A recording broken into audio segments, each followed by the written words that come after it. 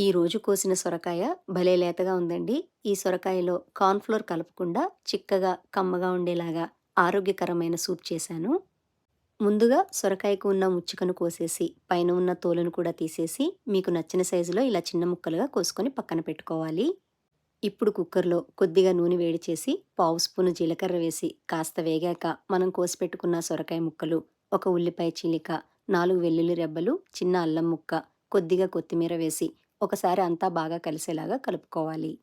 సొరకాయ ముక్కల్ని బాగా వేయించాల్సిన అవసరం లేదండి. జస్ట్ అలా ఒకసారి కలిపేసి, 2 పెద్ద గ్లాసుల నీళ్లు పోసుకొని, కుక్కర్ మూత, విజిలు పెట్టేసి, రెండంటే రెండే విజిల్స్ వచ్చే వరకు ఉడికించుకోవాలి.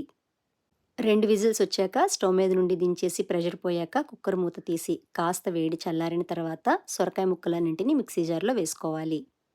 ఇలా సొరకాయ ముక్కల్ని మాత్రమే మెత్తగా గ్రైండ్ చేసుకొని ముక్కల్ని ఉడికించిన నీటిలో పోసుకోవాలి.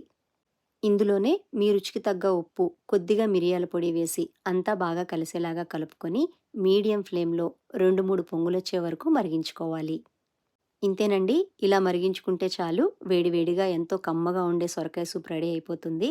ఈ శీతాకాలంలో వేడి వేడి సూప్ తాగుతూ ఉంటే చాలా బావుంటుంది.